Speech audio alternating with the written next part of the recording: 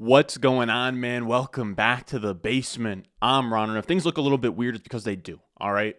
This light is usually on, but we got a heating system installed, and the guy came through. He didn't have an extra extension cord, and this was the only extension cord I had in the house, and now that cord isn't long enough to get into a port. So that'll be fixed by the time Monday comes around, but for now, like half of my head is going to be dark. I also haven't shaved yet. I'm going to shave once this is over, but the reason everything is sort of out of whack is because I've been grinding for the patrons over on patreon.com/Ron Stewart. We finally have a Dynasty rankings update. So the last time I updated the Dynasty rankings was it was the Sunday, or it was the Saturday right before week 1. So now we have a lot more data, and I came out here, updated the entire top 250 Dynasty rankings, and I updated my favorite part of these rankings is the positional tiers. So as you guys can see, this is RB 8 through 13 here. I have their trade value tiers. I have their change in ranks. So like Nick Chubb went up 7 spots since the last time I ranked these running backs. You have their prospect tier. So how good were they in the RS grading system? And then if I think that they are buys, sells, or neutral, which is pretty much like hold, you can do whatever with that player. That'll all be on patreon.com/Ron Stewart, along with all of the seasonal stuff I provide. I really think it's one of the best all-in-one deals in the fantasy space. So if you want to check that out, it'll be patreon.com/Ron Stewart. It'll be down below in the description and down below in the comments, pinned at the top. So today, I figured, after doing all this, we're going to go through some of my biggest buy targets from this Dynasty rankings update. Again, I go through every single player. I, mark them as like hard sells, hard buys, whatever. So we're going to go through, I believe we'll go through 3 hard buys and then some honorable mentions after that. So with that being said, let's not waste any more time. If you enjoyed the video, make sure down below, subscribe, leave a like. Let's go. Thirsty, trying to choose. I know I'm critical. My nitty bag. Now our first buy candidate right here is going to be Kyle Pitts. Now this is how we're going to do the player cards for these. I didn't want to get pictures from Sleeper or whatever. Adeko, he's on Twitter. I believe it's Adeko_FF. I'll make sure I link the tool down below. But he has a really, really cool tool where you can go out there and look at real trades that have happened in Sleeper leagues. These are trades that have happened with Kyle Pitts, and I make sure I filtered it for tight end premium. And look, we don't have ADP right now, and I know you guys hate Keep Trade Cut, but it's going to be what we reference for this video. Right now on Keep Trade Cut, Kyle Pitts is the 304 as the tight end 2. In my most recent rankings update, he's my 111 as my tight end 1. So that's like a 1.5 round difference from consensus versus what I think. And this is kind of what it comes down to with Kyle Pitts. He is still the highest drafted tight end of all time. He is still 6'6", 245 pounds, 99th percentile unicorn, who is 22 years old, coming off a 1,000-yard rookie season at tight end. He was a top 8 to 10 dynasty pick in the offseason. He comes out here, has 3 out of 4 weeks were bad, and then he got hurt in week 5, didn't play. And I don't think that's enough to move him down just that far. We know this is Dynasty. We own these players forever, and tight ends take a while to develop, right? We look at a guy like Darren Waller. He didn't have like his best year until he was like 26, 27. A lot of these tight ends, they take a while to eventually actually break out. So I think Pitts has a lot of leeway in that sense. At least not right now. He doesn't have that leeway, but in like the offseason, it'll be like, okay, he's like 23 years old. He still has like 2 more years until you really need him to be truly, truly elite. And the thing is that on a per route basis, he is elite. He has a 26% target per route run, which is second in the NFL among all tight ends. He commands targets. Not only is he commanding targets at such a high clip, it's so impressive because has a 26% target per route run, which, just for like an example, I think Garrett Wilson's target per route run is like 23%, right? I don't even think that 26% target per route run is like where Olave's at. The only reason I bring up rookie wide receivers is because like when I do the rookie wide receiver report, I kind of have those target per route runs imprinted in my head. So 26% target per route run is really, really impressive for a tight end. And then not only impressive for a tight end, but impressive for a tight end with a 14.5 yard ADOT. He is commanding a crazy amount of targets 14.5 yards downfield. Michael Pittman's ADOT's like 6.6. Kupp, Debo, all those guys operate before the first down marker. Pitts is a deep threat tight end commanding a crazy amount of targets on a per route basis. So the issue with Kyle Pitts right now is Arthur Smith is limiting his routes. And on top of limiting his routes, the offense is really run heavy right now. They're also slow. So they're not running a lot of plays and they're running the ball a lot. So what that has given Kyle Pitts is he's now 21st in routes ran among all tight ends through the first 4 weeks. I didn't count week 5, but he's 21st. He ran as many routes through the first 4 weeks as Mo Alley Cox. He's also at a 75% route participation, which is not super, super low, but the elite guys, Andrews is at 92%, Kelsey's at 87%, 75% isn't going to get it done. We need him at 85% plus. So this to me is a coaching/scheme issue, right? Either Arthur Smith realizes that he spent a 4th overall pick on Pitts and needs to get him more involved than what he's doing right now, or the breakout doesn't happen this year and he's still 22 and he still has a great long-term outlook where down the line, if the Falcons get a better quarterback, a better coach eventually, and everything kind of clicks, he'll be good to go. But I am still just as sure as I was in the offseason that on a player basis, on an individual level, Kyle Pitts is still everything that he was teed up to be, everything that he was hyped up to be. He has still looked very good on a per route basis. It's just a matter of a bad offensive environment paired with the coach not giving him, like, he has a lower route participation than guys like Zach Ertz and Tyler Higbee. It's a really weird spot for him, but again, he is still 22, has a lot of time as a tight end to break out. So again, he didn't really budge for me in my rankings, which means he goes from somebody that you could acquire in the offseason for, you would have to pay like 3 to 423 first to even get in the ballpark of Kyle Pitts. He was untouchable. So when we look at these trades in tight end premium leagues that have happened all in the last week, it's crazy to look at.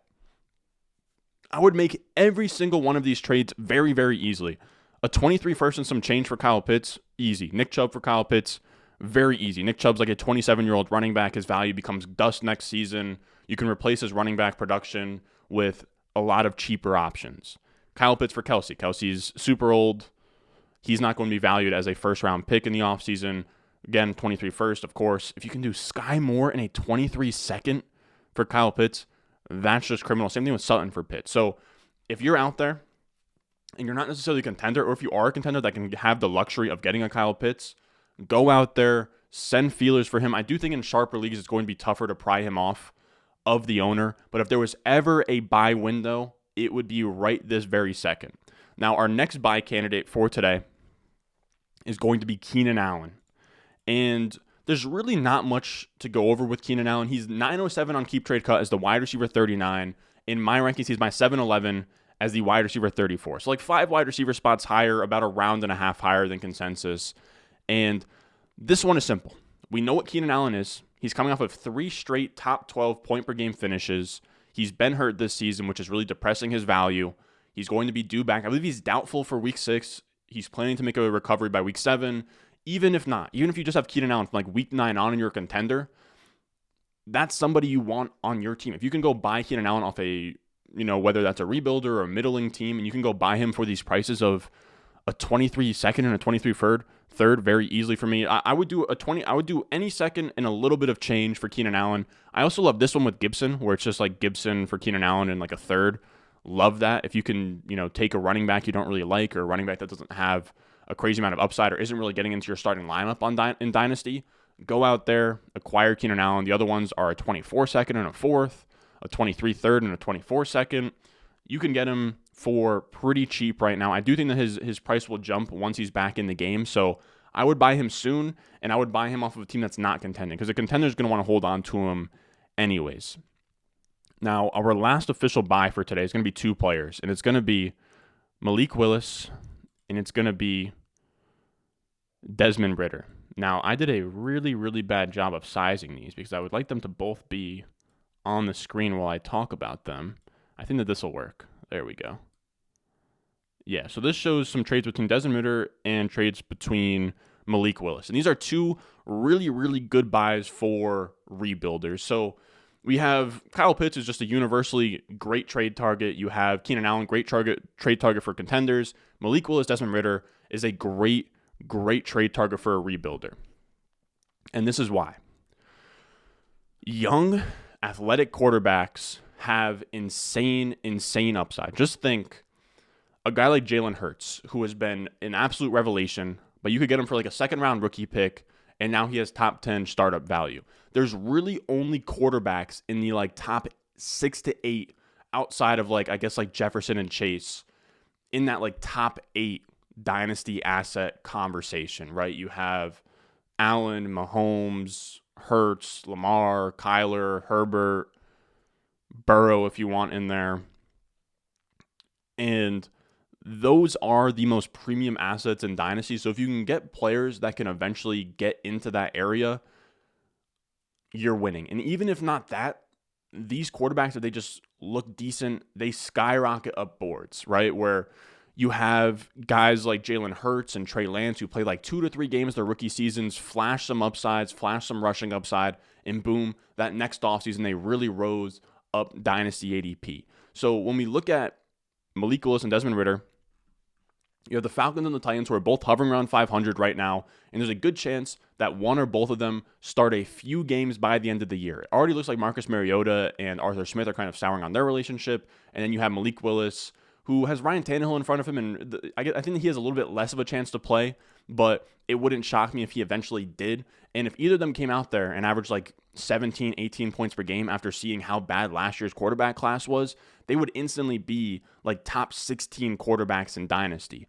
And right now, I have Malik Willis as my 907 as my QB 24. Keep Trade Cut has him as the 1109 as the QB 23. So we have him like around the same quarterback rank, but I just have quarterbacks higher in my rankings, if that makes sense. Now, the biggest discrepancy is with Desmond Ridder. I have him as my 908 as quarterback 25, so right next to Malik Willis, but he goes at the 1309 as the QB 27 on Keep Trade Cut. I think that is way too cheap for both guys that, again, they are just pure upside swings. And when you're not winning games and you're a rebuilding team, you want to lean into variance, lean into long-term, like massive swings of value towards your team. And I think that's what Ridder and Malik Willis sort of present here. Now, when we look at Ridder and Willis, the reason I like them as well is not because they're just quarterbacks, but they're also really good quarterback prospects if you look a little bit deeper than the surface here, where if we look at my RS grading system, which any of you Dynasty OGs know about, but I made a model in the offseason. And pretty much the idea of it, at least on the quarterback side, is I have a RS grade that spits out a number 1 through 10, and then based on those numbers, it tiers them into elite, gold, silver, bronze. Elite is the high-end guys, like Trevor Lawrence, Joe Burrow, all those guys are elite. Desmond Ridder and Malik Willis are gold quarterback prospects. Gold quarterback prospects have a 40% hit rate to hit a top 12 season. Kenny Pickett was a gold quarterback prospect. Now, Desmond Ridder and Malik Willis, the reason that they're so cheap, at least in my eyes, is because they were third-round picks. So they kind of get bucketed into that, like, you know, the Jordan Love territory, kind of like Kyle Trask, Kellen Mond. But they are much, much better prospects than any of those guys. We have only ever seen one third-round quarterback in my database since 2007 outside of Russell Wilson. Russell Wilson is the only gold quarterback drafted in round 3. Desmond Ridder and Malik Willis join him in that conversation. They are also, all three of them are Konami code archetypes because they ran the ball a ton in college, which means they should be scoring more fantasy points, even if they're not the best real-life quarterbacks in the NFL. So you have the craziest, most upside-driven archetype of quarterback here. You also have other guys who have hit with Colin Kaepernick and Jalen Hurts, and I guess Daniel Jones kind of counts. And of course, you have misses. It's not a sure thing. Again, this is a home run swing. You're cranking up the launch angle. This could be the next, Drew Lock, or it could be the next Jalen Hurts, Russell Wilson, right? That's kind of the range of outcomes you're looking at here. So you have guys, and also I wanted to say LZ grade, right? That's Lance Zierlein's grade. He is an NFL draft analyst over at NFL.com. He's amazing. His quarterback grades are literally one of the most predictive things we have for quarterback success. The grades that Ridder and Malik Willis got are the highest quarterback grades from a day 3 quarterback pick ever since those grades have been out. They should not have gone that high. Now, a little bit of a humble brag. I had a little bit of an award for mock drafts accuracy mock draft contest. It was like me and some other guy. Sadly, we tied, but I ended up doing really well in it. Malik Willis, I had him projected in the first round to the Steelers. A lot of guys had him projected in the first round to the Steelers. Pre-draft, Malik Willis and Desmond Ridder had first-round hype. I don't know what happened, why all these quarterbacks slid after Kenny Pickett, but it's unprecedented, right? Daniel Jones, 6.3 grade. Both Ridder and Malik Willis have better quarterback grades than him. They both have better, or Malik Willis has a better quarterback grade than Manziel. Both of them have better quarterback grades than even Jalen Hurts. Again, there is no third-round quarterback or fourth-round or fifth-round or day 3 quarterback with a 6.35 or higher Lance Zierlein grade. It is just Desmond Ridder. It is just Malik Willis. They shouldn't have been drafted in the third round, but I think that is why we're getting such a discount on them, right? Because they're not playing games. They were third-round picks. They're kind of like, man, these guys could be Kellen Mond. These guys could be Kyle Trask. But I think the upside is there, and all you really need is a few games of flashes. And if you don't believe that they're going to be good long-term, you flip them in the offseason. Now, I wanted to give out some honorable mentions as well before I wrap things up here with trade targets. I really like the idea of buying rookies who haven't flashed yet, but don't feel like they're on track to faceplant yet. Like the only guys I really feel like are on track to faceplant, I would say, is David Bell for sure. And I think you could make the case. I think you could make the case that Sky Moore is trending that direction, but he is looking good as these weeks go on. Now, those rookies would be Treylon Burks, right? Treylon Burks looked good early on, got hurt. He's going to come back. I still like Treylon Burks as a buy. Wan'Dale Robinson's a great buy. Super strong wide receiver prospect. Has been hurt first few weeks. Dable loved him in camp. Their number one wide receiver in terms of running routes last week was Marcus Johnson. So you get Wan'Dale Robinson in there. He has the chance to literally start in 2 to 3 wide receiver sets right away. That's very exciting. You have Trey McBride, who's a really fun tight end prospect. He's a freak athlete, second-round pick in the NFL draft, and he's just absolutely falling down, keep, trade, cut since rookie drafts happened. And it's like, again, tight ends take a while to develop. If you're a rebuilding team, go out there, grab Trey McBride. He looks like a really, really strong prospect. Then we also have James Cook, who is a fun pass-catching weapon. Upside is limitless on that Bills team, and it does seem like they're starting to trust him a little bit more. He's getting some touches in garbage time. If you can go buy him, I would. Now, of course, we're also buying 2023 firsts. Even if you're contending, I would be hesitant to trade those 2023 firsts. The class looks really, really strong right now. You want to hoard as many 23 firsts as you can right now, especially in season when they seem like they're flying around a little bit more. Like I just cashed out on a rebuilding team. I cashed out Marquise Brown for a 2023 first, which is like about even. But when you're a rebuilding team and you don't even want those Marquise Brown points, it's a great thing to go out there and do. Now that's going to do it for us today, fellas. Again, my complete Dynasty rankings update, top 250 rankings, buy and sell designations, the whole 9 will be on patreon.com/Ron Stewart. It'll be down below in the description. It'll be at the top of the comments down below. As always, I appreciate you guys. If you can contribute on Patreon, likes and subscribes and comments go a long, long way. I appreciate you guys. I hope you guys have a great Sunday. I hope we all go out here and win, and I will see you guys on Monday for the top 10 takeaways video. Peace. I got the juice, I got the juice. Channel, Chatham's on. Foolies glad I'm home. Even my haters kinda glad I'm on. Rest in peace to my vagabond. Rapper, song, singer, suspended, subpoena from Mr. Me.